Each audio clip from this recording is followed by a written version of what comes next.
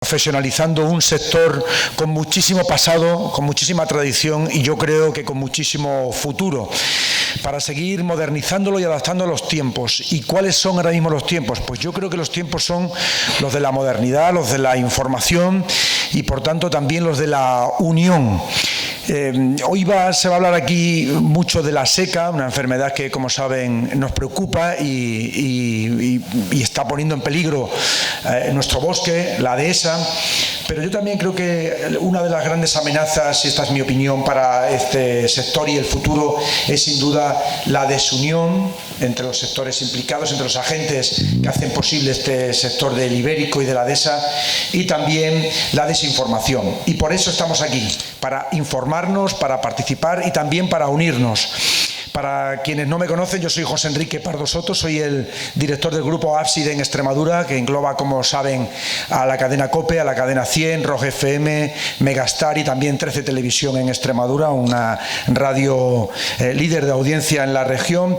Pero al margen de eso, yo les hablo desde la radio en general, que es una apuesta siempre de futuro, como se ha demostrado en el apagón. La radio nunca falla, ni siquiera cuando hay un apagón a cero, toda la gente vuelve a la radio, coge sus pilas y la vela, y ahí está siempre la radio informando. Una radio y un periodismo en el que nosotros en COPE Extremadura creemos que es el de estar implicados, una especie de simbiosis con el ciudadano de a pie, para hacerse preguntas, para hacernos preguntas, las preguntas que el ciudadano se hace, hacerlas también nosotros y buscar respuestas de expertos y de gente que sabe. Por ejemplo, preguntas como estas: ¿qué está pasando con el matadero de Zafra? ¿Cuánto van a valer los cochinos este año? ¿Se impone el ibérico puro o será al revés? ¿Se va a imponer el cruzado, ibérico cruzado, frente al ibérico puro? ¿Es cierto que ya hay una solución efectiva, contrastada y a punto de comercializarse contra la enfermedad de la seca? ¿Se puede domesticar la encina? Llevamos ya muchos años hablando sobre esto, pero se ha avanzado. ¿Va a convertirse la encina en un olivo que se pueda sembrar en intensivo? ¿O no se va a poder nunca hacer esto para incrementar la producción? ¿Cómo se puede combatir la moda del veganismo y la tendencia contra el consumo de carne a nivel mundial? Pues estas y otras muchas preguntas, algunas las van a hacer ustedes aquí como integrantes también de estas jornadas y de la mesa redonda entre ganaderos industriales con la que vamos a terminar las jornadas al filo de las 2, porque como siempre les pido mucha implicación y mucha participación, que no se quede nadie sin preguntar a los ponentes algo que le interese sobre cualquier cosa de la que nos vayan a contar. Así que les pido, por lo tanto, mucha implicación y mucha participación. Y sin más preámbulo, voy a dar paso y le voy a pedir a Carlos Boza, secretario de la Asociación de Industriales de Jerez, de ASINGE, que ha apostado desde siempre por estas jornadas y las ha organizado en colaboración con el Ayuntamiento de Jerez de los Caballeros, para que os dé la bienvenida. Carlos, cuando quieras. Muchas gracias, Enrique. Simplemente un minuto, daros la bienvenida a Jerez de los Caballeros, una edición más del Salón del Jamón y la Dehesa. Espero que la plataforma que venimos ya poniéndola a vuestra disposición, como son las jornadas técnicas tanto de diciembre, coincidiendo con la entrada de la Montanera, como la que hacemos hoy aquí, sea de vuestro interés, y sobre todo agradecer a los patrocinadores que hacen posible que podamos llevarlo a cabo, a José Enrique, que se ha implicado con nosotros desde el inicio a través de la cadena COPE, y por supuesto, una vez que terminemos las jornadas, invitaros a una copa de vino con un espléndido jamón de nuestros proveedores, que lo vamos a degustar entre todos. Bienvenidos y adelante con la primera ponencia. Gracias. ¿Ha dudado ahí en decir la marca del jamón? Prefiero que lo descubran ustedes dentro de unos minutos. O sea, hay cata y concurso para saber qué jamón es, ¿no? Bueno, ayer hubo, como sabéis, un concurso que dieron ya los vencedores, pero hoy es un jamón de uno de nuestros patrocinadores que creo que os va a merecer la pena probarlo. Gracias y que disfrutéis. Gracias. Muchísimas gracias, Carlos. Un abrazo muy fuerte y gracias por estar aquí en las circunstancias en las que estás. Pero bueno, ahí estamos, como siempre, intentando entre todos sumar esfuerzos para aprender y para luchar por este sector tan maravilloso como es el del sector ibérico, el Salón del Jamón y de la Dehesa, ese bosque mediterráneo, ese bosque único en el mundo que hay que preservar, pero que hay que hacer rentable para poder preservarlo. Así que vamos sin más preámbulo con la primera ponencia. Yo quiero presentaros a mis colaboradores y compañeros de COPE Extremadura, el jefe de redacción única, jefe de informativos de COPE en Extremadura, Adrián García. Adrián, buenos días. Y Celia Lafuente, coordinadora digital del Grupo COPE en Extremadura. Celia, muy buenos días. Bueno, muy buenos días a todos. Lo primero, es como dicen los modernos, un placerón estar siempre en Jerez de los Caballeros.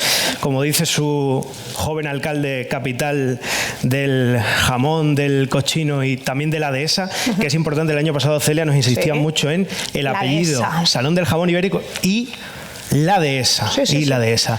Es verdad que esto es la segunda parte más importante del día, porque la primera y más importante es la cata. Por supuesto, la primera es la cata. Por descontado. Pero es verdad que si un alto porcentaje viene a Jerez estos días para catar jamón y para disfrutar de este salón y de esta feria, también es importante que se aproveche este espacio para que nos hagamos preguntas efectivamente, para que se creen sinergias y para que reflexionemos sobre los retos que tiene por delante el sector. Efectivamente, y precisamente el primer reto que tenemos por delante es evaluar ese sistema intensificado de riego para la producción de la bellota y hacernos muchas preguntas, ¿no? Por ejemplo, en el tema económico, los profesionales, ¿habéis estudiado la economía antes de poder llevar a cabo ese sistema intensificado de riego en la bellota? Más preguntas, Adrián. Muchas preguntas que se resumen en una gran pregunta. Venga. Que es: ¿se puede domesticar la encina como se ha domesticado el olivo? Esa es la gran pregunta. O, por ejemplo, si tiene que haber una normativa para ello. Pues para eso el primer ponente, que va a ser Juan Manuel Pérez Rodríguez. Él es doctor ingeniero agrónomo de la Universidad de Extremadura y además investigador del CICITEX desde 1999. Va a llevar a cabo esta ponencia, evaluación de un sistema intensificado de riego en la producción de la bellota. Bueno, como ya me han presentado, para quien no me conozca, mi nombre es Juan Manuel Pérez, yo trabajo en el CICITEX. El CICITEX es un centro de investigación, nos dedicamos a muchas cosas allí. Yo concretamente trabajo en un grupo que nos dedicamos al tema del riego, como se ha comentado aquí. Bueno, yo de hecho vengo del tema del olivar, es decir, una de las plantas que domesticamos, pasamos de secano a riego, precisamente fue el olivo, y ahí donde he estado trabajando un montón de años en ver los sistemas que han evolucionado desde los olivares tradicionales a lo que conocéis hoy en día como olivares en seto. Con el tema de la encina, nosotros en el año 2018 comenzamos a trabajar en este tema.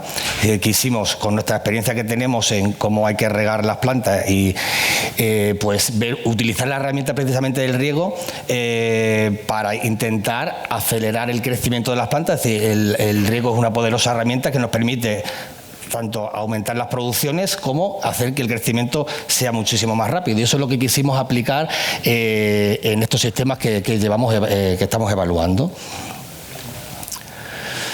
Bueno, como sabéis, Extremadura es una región semiárida donde tenemos en teoría un regadío con buenas dotaciones, aunque ya hay muchas zonas regables donde hay muchas limitaciones con el agua del riego, con lo cual a la hora de cuando vamos a poner cultivos, precisamente los más interesantes son aquellos que necesitan poca o menos dotaciones hídricas con respecto a otros cultivos. Por ejemplo, el olivar es un cultivo muy interesante porque necesita poca agua, y la encina, como podremos ver en la presentación que os voy a hacer, puede ser también un cultivo, aunque es una especie forestal, la podríamos domesticar y agricolizar, y podría ser una alternativa muy interesante, no solo a nivel de una dehesa, sino incluso como por propias plantaciones intensivas para producción de bellota.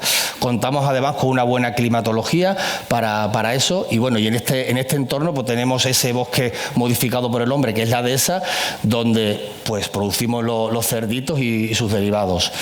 Aunque también estaría el corcho, la bellota es, digamos, una de las estrellas en estos sistemas. Y claro, los números de cerditos que podemos meter en nuestra dehesa pues va a depender pues de la cantidad de bellota que tenemos. Según el Real Decreto 4 de 2014, pues la carga ganadera estaría en 1,25, pero como se ha comentado, cada vez tenemos un mayor problema con el tema de la seca, cada vez tenemos menos árboles, menos bellota y no tenemos para alimentarlas. Con lo cual, ahí es donde nosotros nos planteamos utilizar estos sistemas más intensificados puestos en riego para, de alguna manera, regenerar, no tener que esperarme 30 años a tener una planta adulta que produzca bellotas. ¿Qué es lo que hemos querido hacer? Pues utilizar formatos similares a los que se han utilizado en el olivar. Hay que tener en cuenta que la producción media de una dehesa, teniendo en cuenta que las plantas unas producen, otras no producen, está en torno a 250 kilos de bellotas por hectárea y que un cerdo ibérico necesita unos 800 kilos de bellotas montaneras, pues tenemos la cosa complicada si cada vez tenemos menos números de árboles por hectárea. Nosotros en el 2018 empezamos con este trabajo, como he comentado, sobre todo porque muchísimas empresas, sobre todo las jamoneras, pues necesitaban pues buscar una solución para todo esto. Hasta el momento la seca no la tenía, entonces de alguna manera había que intentar regenerar lo más rápidamente posible esos árboles que ponemos en el campo. No solo se trata de regenerar la propia dehesa, sino incluso poder integrar sistemas, plantaciones aledañas a la dehesa, donde poder producir bellota como un aporte adicional. Y la pregunta es, ¿y por qué regar precisamente las encinas? Porque, como he dicho, por una parte necesitamos regenerar la dehesa, pero por otra parte también podemos plantearlo como si fuese una plantación de olivar o una plantación frutal propiamente dicha, como plantaciones comerciales. Pero no solo es cojo la planta y me pongo a regar, es decir, se necesitan hacer muchísimas cosas para poder conseguir esto. En primer lugar, claro, coger una planta de semilla, eso me implica que la planta que pongo pues producirá bellota, no producirá, será dulce, no será dulce, será más becera. Nos interesa, lo primero, tener un material clonado que yo tenga cotejado y que sepa que produzca y que lo pueda poner una y otra vez, o varios materiales clonados buenos para poder conseguir esto. También intentar reducir ese periodo de producción. No puedo estar 30 años esperando que una planta de encina empiece a producir y produzca. Probar, por supuesto, diferentes sistemas de intensificación, es decir, qué marco de plantaciones podría utilizar para conseguir esto. Por supuesto, cuál es el comportamiento frente al riego. No se sabe nada no se sabía nada de cómo hay que regar, ni qué cantidad de agua necesita, cuáles son las dotaciones que son necesarias. Y lo más importante, que no solo, como he dicho, no se trata solo de regar, sino de integrar todo esto. Si no es regar, sino hay que saber podar de manera diferente, mantenimiento del suelo, pueden aparecer placas de enfermedades. Si es un manejo de todo esto. Y para ello pues necesitamos pues obtener, digamos, clones o variedades para poder conseguir este sistema. Como he dicho, no se trata solo de poner en riego, sino se trata de un manejo de todo. Cuando nosotros hemos utilizado otras especies vegetales como el olivo, pues no se trata solo de regar, es decir, se cambia todo prácticamente. Entonces hay que aprender a manejar estos sistemas para que tengan éxito. Por ejemplo, con el tema de la sanidad, pues cuando yo pongo una planta en riego, como ya ha sucedido en otras especies, pueden acabar apareciendo plagas y enfermedades que no existían en esos sistemas en secano y que hay que tener especial cuidado a la hora de tenerlos en cuenta. Es decir, plagas que no existían, pues ahora resulta que yo pongo esto en riego, pongo un brotecito tiernito y que se lo comen los bichitos estupendamente y pueden aparecer nuevas plagas. Ahí os pongo una foto muy curiosa de un gusano cabezudo en las encinas. Te asusta, es decir, ¿qué hace aquí? No es una plaga propia de las encinas, pero podría convertirse. Entonces, especial cuidado cuando estamos analizando estos sistemas en su sanidad. Con el tema del suelo, igual, es decir, estamos intentando buscar sistemas que sean lo más sostenibles con el medio ambiente, integrados, con lo cual nosotros nos planteamos este tipo de plantaciones, por supuesto, con cubiertas vegetales, intenta no utilizar herbicidas y que sea lo más integrador en el sistema. El tema de la fertilización, igual que pasa con el riego, pues no se sabe absolutamente nada, es decir, qué cantidades de fertilizante necesita, cuáles son sus necesidades, cosa que también, aunque yo os voy a presentar aquí datos y más de riego y de producción, más que de fertilización, ya estamos trabajando también en tema de fertilización, estamos analizando los nutrientes en las bellotas, estamos haciendo una fertilización, digamos, similar al olivar y corrigiéndola para ver cuáles son las dotaciones de fertilizantes que necesitan. Con el tema de la poda, igual, es decir, como se poda una encina en una dehesa, no tiene por qué podarse cuando estamos utilizando una plantación comercial. Es decir, habría que buscar, y en el propio sistema, no es lo mismo poner un sistema intensivo que si nos vamos, por ejemplo, a un sistema superintensivo como se utiliza en olivar, los métodos de poda y todo eso hay que modificarlo, cambiarlo acorde a lo que estamos trabajando. En la recolección, bueno, aunque ahí no hemos trabajado mucho, también si este tipo de plantas de alguna manera las vamos a querer recoger para llevarlas, bien para hacer pienso, bien para hacer harina bellota, bien para todo eso, también tenemos que buscar clones o variedades que el fruto no se caiga o que se caiga paulatinamente, es decir, una serie de características que tienen que tener también esos clones. Y con el tema del riego, bueno, pues ahora os voy a contar un poco qué es lo que hemos estado haciendo. Nosotros, como he dicho, en el año 2018 pusimos una plantación de encinas en riego y lo pusimos en 2 sistemas. En un sistema quisimos ir a mucho más allá, es decir, llegamos a llegar a poner encinas en seto, como un olivar en seto, con bancos de plantación de 1,5 por 4 metros, es decir, metiendo 1.667 plantas por hectáreas de encina. Y frente a un sistema intensivo de 5 por 6 metros con 333 plantas por hectárea. Bueno, aquí tenéis una foto para que veáis un poco pues las encinas, bueno, esto fue hace un par de años, como estaban ya de desarrollo. Este sería el sistema en seto frente al sistema intensivo. Y por una parte, como digo, uno de los ensayos era comparar los 2 sistemas, es decir, ¿es mejor poner muchas plantas y que produzcan rápidamente o es preferible un sistema intensivo que tardaría un poco más en entrar en producción? Y por otro lado también quisimos comparar diferentes clones que se habían seleccionado, bueno, nosotros no concretamente, que nosotros no lo habíamos hecho, pero sí empresas del sector, en este caso fue Agromillor aquí quien nos suministró a la planta a través de, bueno, quienes pusieron el sistema en funcionamiento fue a través de Juan Luis Peñuela de Serranillo. Bueno, hay que decir que las plantas que estamos poniendo no son plantas de semillas, son plantas injertadas. La manera de poder clonarlas fue a través del injerto. La encina no es una planta que se deje clonar fácilmente, no es como un olivo que cojo una estaquilla, la enraizo de la planta, es decir, eso no se ha conseguido hasta el momento. La única manera de poder clonarla es mediante, como aparece aquí en el dibujito, mediante un injerto. Para ello, nosotros, bueno, los clones que nosotros hemos seleccionado aquí, todos están hechos de Quercus ile sobre Quercus ile, ¿vale? Es decir, estaría la parte de radicular, sería una planta de semillas, y sobre esa planta de semillas se han injertado los diferentes clones que hemos seleccionado. De hecho, todo esto que ves aquí están hechos. También, aunque no lo voy a presentar aquí, también se hicieron pruebas de hacer estos injertos sobre otras especies de Quercus, en concreto sobre Quercus faginea y también sobre alcornoque.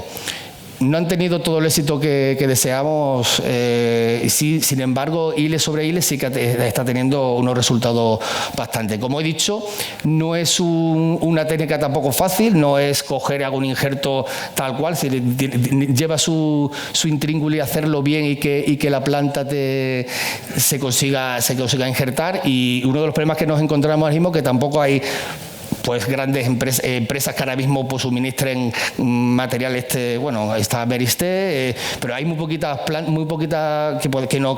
que nos puedan suministrar plantas de este tipo. Entonces, uno de los principales problemas es tener suministradores de estas plantas y que además sean a un precio barato.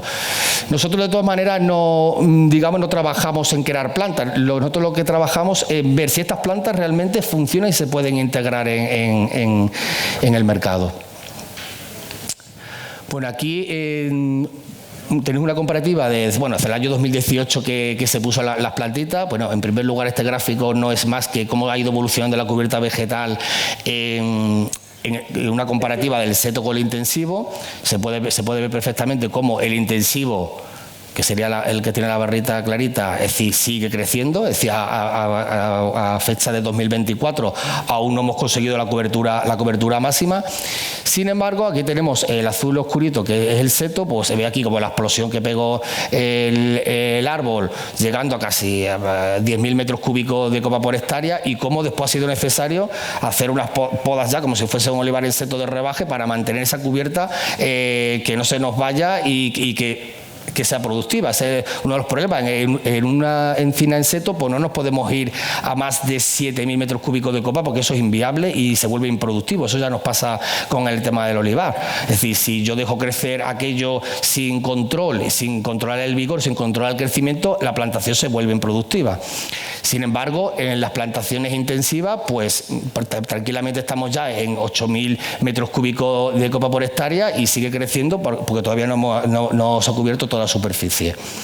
En el caso del volumen de copa de cada una de las variedades, bueno, pues se puede ver como cada uno de los clones que tenemos, pues tienen diferentes vigores. De hecho, hay uno en concreto, este que está de color amarillo, daros cuenta los tamaños que alcanza de copa. Esto, pues puede ser bueno, puede ser malo, depende. Si a mí me crece muy rápidamente y produce muchísima bellota, puede ser bueno, pero si tengo una planta con mucho vigor que no me produzca bellota, esto no es interesante. Entre otras cosas, porque mientras más grande es la planta, más consumo hídrico tiene el árbol. Nos interesa un tipo de planta, como nos pasaba en el olivar, plantas compactas, que tengan por metro cúbico de copa mucha producción de bellota y que tengan bajo consumo hídrico. Como he dicho, todas van creciendo. Aquí hay una con menos vigor, que es el verde, pero todas están un poco a la par, menos esta amarilla. Hay que decir también que de todos estos clones, por ejemplo, no todos están funcionando a la perfección. Es decir, de hecho, ahora ya veremos, aunque yo os voy a enseñar datos productivos, algunas han tenido problemas. Por ejemplo, el clon este verde en cuestión, pues este clon estamos teniendo una serie de problemas con una plaga. Hay una plaga que se ha entrado allí, que no existía además, y la ataca solo exclusivamente a ella. De ahí al tema que me refería, que hay que tener cuidado, porque hay veces que pueden suceder estas cosas. Pues ese clon, por ejemplo, no nos está funcionando bien, precisamente porque es atacado por una plaga que era del alcornoque y se le ha venido a ella. Y por ejemplo, el clon este amarillo tan grande, pues también estamos teniendo problemas con él, porque plantas ya grandes, con el injerto ya formado, resulta que acaban perdiéndose el pie porque no ha agarrado bien el injerto, con lo cual no todas las plantas funcionan bien muchas veces el injerto. Sin embargo, las otras tres están funcionando bastante bien. En cuestiones de cuál es el consumo hídrico de estas plantas, bueno, pues aquí tenéis un poco lo que hemos ido regando desde el año 2018 hasta 2024. El seto, como rápidamente hemos puesto muchas plantas y tenemos ya rápidamente mucha vegetación, sus consumos hídricos pues fueron más altos desde el principio, manteniéndose, bueno, aunque ha habido según los años y de lluvia y de sequía, pero bueno, puede estar en torno a entre 2.500 o 3.000 metros cúbicos por hectárea, mientras que el intensivo, pues en los primeros años tiene menos necesidades y ha ido aumentando, y ya de hecho a día de hoy, ya que tiene más cubierta que el propio seto, pues ya tenemos dotaciones hídricas en torno a 3.000 metros cúbicos por hectárea. Estoy hablando de dotaciones de lo que necesitaría la planta. Otra cosa diferente es que lo que estamos entrando nosotros en otra fase es empezar a aplicar en este tipo de plantaciones, una vez que ya tengo la cubierta que necesito, estrategias deficitarias, que podría incluso bajarlas a 1.500 tranquilamente, una vez que tengo ya una cubierta, para poder obtener buenas producciones. Y eso es lo que estamos ahora mismo empezando a trabajar en este tipo de plantaciones. Con estas dotaciones hídricas de 2.600, 3.000 metros cúbicos, pues son plantas que en teoría tienen bajo consumo hídrico frente a otras especies frutales. Imaginaros, por ejemplo, lo que consume un ciruelo, un melocotonero, un arroz. Sí, todo ese tipo de plantas en muchísimas zonas regales de Extremadura no sería posible utilizar con esas dotaciones hídricas. Y si encima en este tipo de plantaciones empezamos después a aplicar tratamiento de riego deficitario, podría ser una alternativa bastante buena de como un propio cultivo con bajas dotaciones. Además, se ha hecho también de una vez que tengo yo una plantación ya adulta, e incluso pasarla al propio secano. Eso también se ha hecho en olivar, y son plantas que aguantan bien ese pase de riego a secano. Es decir, una vez que yo tengo una planta regenerada, podría plantearme dejarlas de regar y volver a regenerar otra parte. Bueno, aquí también os pongo un poco un gráfico donde, bueno, nosotros a la hora de calcular todas estas necesidades hídricas de agua, bueno, aquí es un poco la evolución estacional, hemos puesto sensores de humedad, hemos medido las plantas, nosotros hemos aplicado, digamos, una programación a la carta del olivo y después la hemos ido corrigiendo a base de sensores, a base de medidas en planta, para ver realmente cuáles son sus necesidades hídricas y poder determinarlo. Lo principal es saber cuánto consume y después a partir de ahí ya podremos hacer recortes. Con respecto a los resultados productivos que estamos obteniendo, bueno, ya en esto se puso en el 2018, ya en el 2021 ya este tipo de plantas tenían una producción bastante aceptable. Es decir, cosa que no tengo que esperarme 10 años a que produzca una bellota encinas, que sería en secano, teniendo en cuenta que tiene que pasar un periodo juvenil, pues tranquilamente puede tardar tranquilamente 10 años en darte las primeras bellotas. Aquí al cuarto año ya estamos produciendo bellota. Son plantas injertadas, con lo cual es que ya vienen prácticamente del vivero con alguna bellota, porque lo que estamos poniendo en la parte de arriba es una planta que puede tener cientos de años, es como la oveja Dolly, ¿vale? Lo único que necesitamos es tener tamaño de copa para que produzca. Aquí tenéis desde el 2021 la encina en seto ya estaba produciendo 2.000 kilos, 3.000, pero aquí se ve como en el 2023-2024 ha tenido una caída productiva. Si no le gusta mucho a la encina ese sistema tan intensificado, pero bueno, claro, esto es muy arriesgado. Nosotros hemos cogido una de las variedades, de uno de los clones y lo hemos metido en este sistema. ¿Era el mejor para ponerlo ahí? Pues probablemente no. En el olivo sucede algo similar. No todas las variedades que existen en el mercado se adaptan a estos sistemas intensificados, con lo cual importante seleccionar plantas que se adapten bien a este sistema o a este sistema tan intensificado. Con lo cual aquí tenemos todavía mucho que trabajar. Lo estamos probando con un clon, pero probablemente haya que buscar clones más compactos y con mejor adaptabilidad a un seto. En el caso de la encina intensivo, pues como se ve, va produciendo poco a poco. Bueno, tenemos nuestros años B0 como sucede en otras plantas. Aquí tuvo una producción muy buena, el año pasado tuvo mala producción, pero bueno, ahora mismo la media a día de hoy, después de 4 años productivos, está en torno a 2.000 kilos de bellotas por hectárea. Acordaros de la producción media que os dije que tiene una dehesa. Es decir, estamos multiplicando esto ya de entrada por bastante. A día de hoy, si comparas los dos sistemas, aunque han tenido una evolución diferente, la producción media es similar. Bueno, aquí tenéis, no ha habido, es decir, cuando hemos comparado sistemas no ha habido diferencia entre el peso de las bellotas, no han sido más grandes ni más pequeñas por estar en un sistema u en otro. Y bueno, lo que cambia es la carga del fruto. Es decir, claro, cuando estamos en olivar en seto son árboles muy pequeñitos con menos bellota, pero al tener muchos árboles pues hace que compense y obtenga la misma producción, mientras que en una encina intensiva pues necesito pues que ese árbol tenga más número de frutos. Cuando comparamos el ensayo de variedades, pues aquí podéis ver, bueno, aquí tenemos igual todos los años, lo que ha pasado en cada uno de los clones, pues aquí podéis ver las diferencias que tenemos entre los diferentes clones. El clon azul es el que hemos utilizado para hacer la comparativa entre el seto y el intensivo, pero resulta que teníamos un clon mucho más productivo. De hecho, este que está aquí pintado de color lila, pues está teniendo una producción de 3.434 kilos de bellotas por hectárea, con lo cual este clon a priori pues ya le gana por diferencia al azul. Y después tenemos otros clones porque están produciendo el verde que comentaba antes, que tiene ese problema con la plaga, porque están produciendo por debajo de eso. Con diferentes tamaños de frutos, cada uno de los clones, y daros cuenta aquí, por ejemplo, en lila, la carga que puedes llegar a tener, que es el que más carga, el que más puntos fructíferos tiene.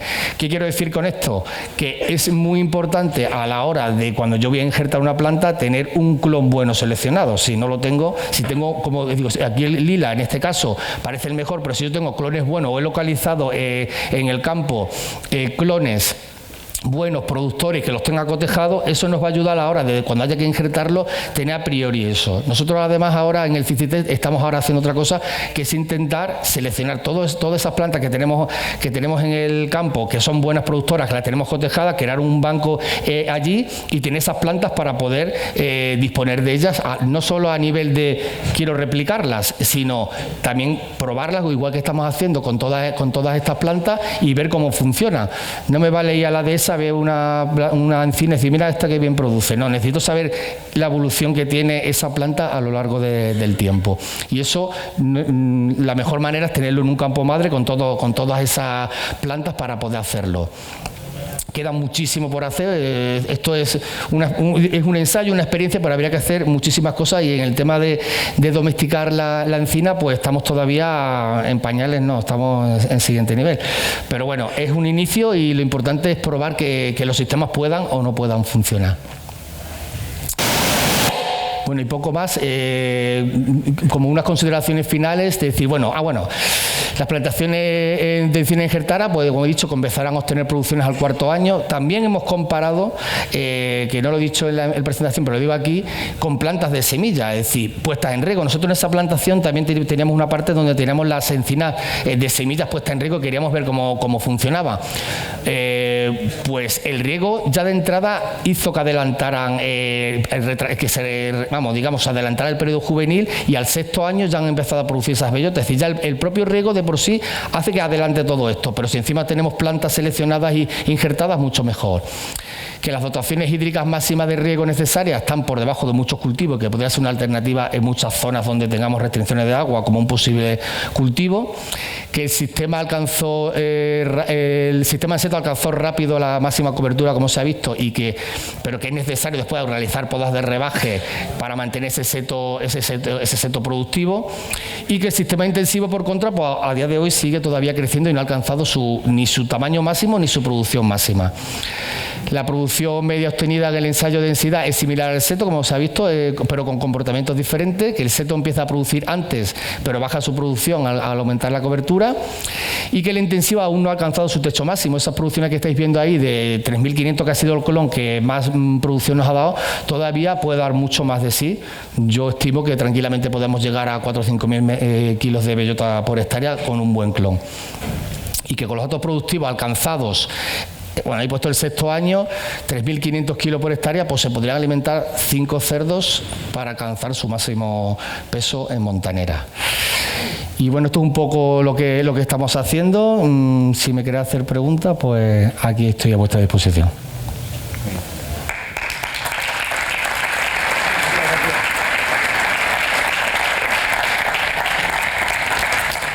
Muchas gracias, Juan Manuel. Vale. Gracias. Muy interesante, la verdad. Muy interesante, y además enhorabuena a todo el equipo de CICITES. Es un auténtico tesoro el que Extremadura tiene con este centro de investigación en muchísimos ámbitos, y hay que sacarle más provecho. Yo creo que es algo a tener muy en cuenta por las instituciones y por los ciudadanos, que sepan valorar lo que tenemos en Extremadura. Y me imagino que habrá preguntas, ¿no? Porque esto es algo muy interesante de cara al futuro, pero también creo que plantea muchas dudas y algún que otro temor, ¿no? ¿O no tiene nada que preguntar a Juan Manuel? Venga, Juan Luis.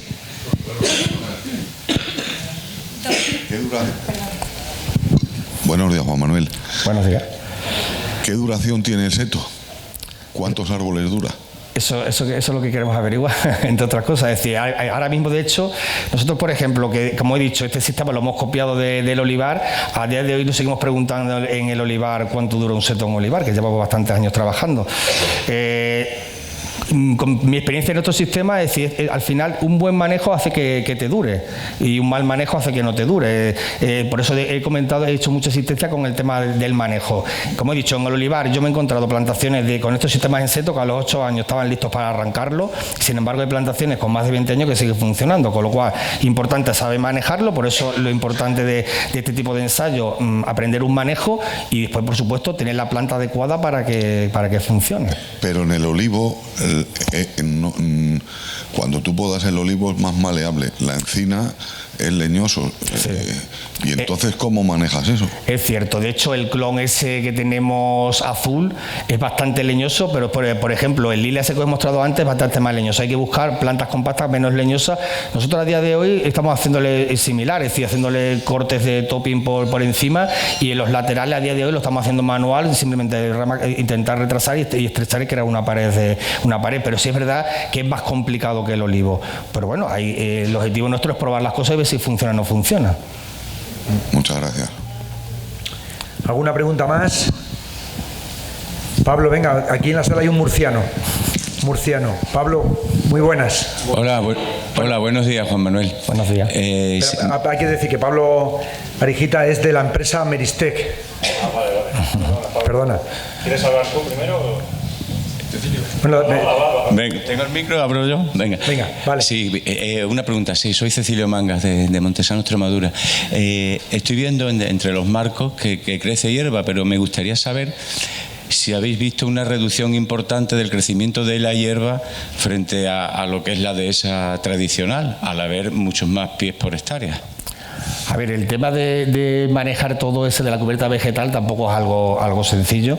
De hecho, nosotros, por ejemplo, lo que es el centro de la calle, bueno, nosotros hemos utilizado cubiertas vegetales dirigidas, hemos sembrado una serie de especies vegetales. Eso es fácil más o menos de controlar porque eso a través de cortes de brozadora. El problema lo tenemos en el caballón.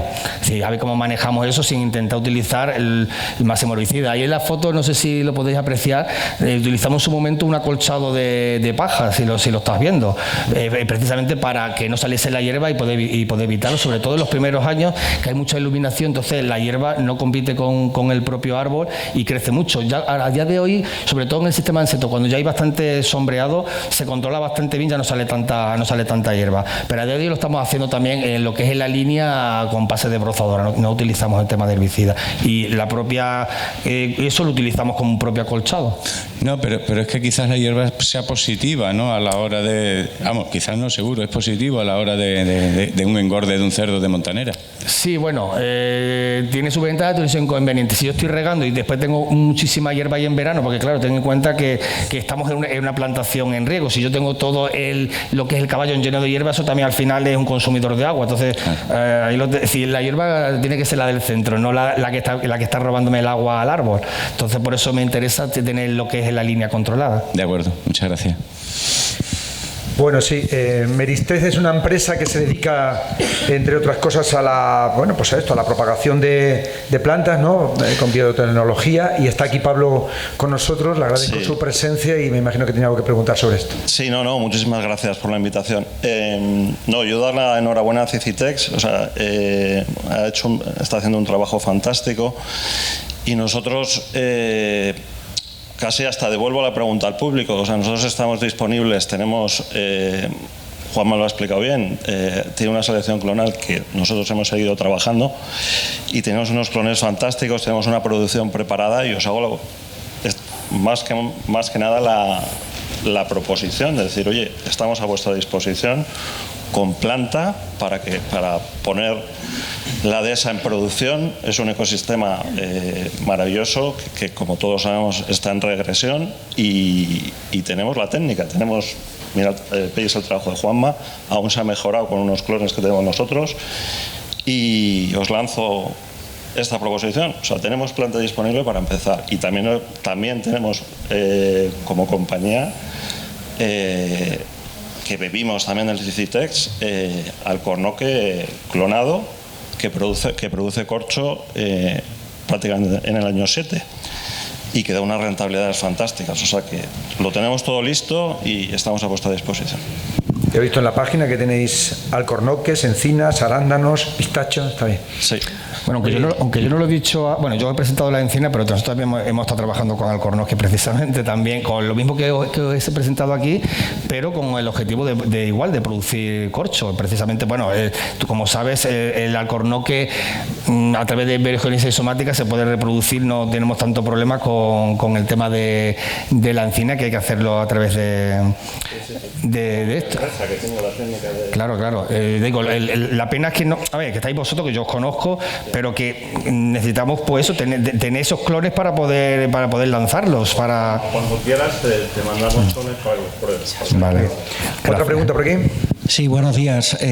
Soy Antonio Tarruella. Me uno a la felicitación de José Enrique y de Meristec por el trabajo de Juanma, que lo conozco, y el Cicitex, que es verdad que es una joya.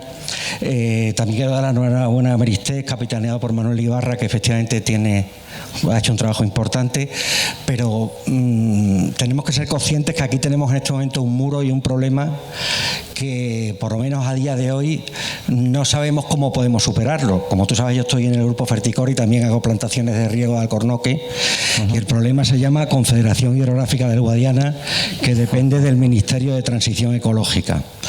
El problema que tenemos es el agua. Nosotros, los dueños de fincas de dehesa, en este momento obtener una concesión de la Confederación Hidrográfica del Guadiana es algo que es prácticamente lo mismo que saber el sexo de los ángeles. Y como mucho podemos obtener una sección B. Como sabéis todos, una sección B es un aprovechamiento de menos de 7.000 metros cúbicos. Con los datos que tú acabas de dar aquí en público, con menos de 7.000 metros cúbicos podemos hacer 3 hectáreas de la producción intensiva o superintensiva de encinas. Lógicamente no vas a poner encinas en Las Vegas del Guadiana cuando tienes unas alternativas de tomate, de maíz, y no vas a hacer un registro porcino en mitad de Gébora del Caudillo, por ejemplo, ¿no? Lógicamente tienen que estar ubicados donde está la dehesa, que normalmente pues tienes que tener unas aprobaciones medioambientales de zona cepa, y luego tienes que pedir una concesión que probablemente se quedará en Ciudad Real durmiendo el sueño de los justos durante 30 años. Entonces, verdaderamente sin el agua esto pues no tiene sentido. Y yo creo que ese es el frente más importante. No me dirijo solo a vosotros, me dirijo a todos los posibles organismos que estén representados aquí y todas las iniciativas privadas que estén aquí representadas. Aquí sí tenemos que empujar todos y remar en el mismo sentido, porque tanto el cultivo superintensivo de alcornoque como el de encina, sin el agua no es viable, y en este momento administrativamente el tener agua en la dehesa es una absoluta intelequia. Nada, muchas gracias. Muchas gracias, Antonio. Juanma.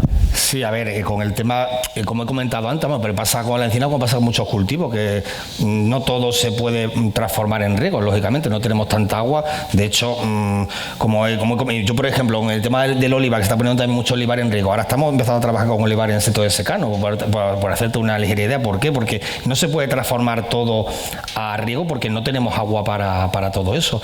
Nosotros con este tipo de trabajo, bueno, sí es verdad que yo con las dotaciones que he puesto ahí, lógicamente esto es un ensayo, estamos probando cuáles son las necesidades máximas, pero como he comentado en la presentación, nosotros también, una de las líneas que estamos abriendo, que no lo he presentado aquí, es trabajar con riego deficitario y muy deficitario.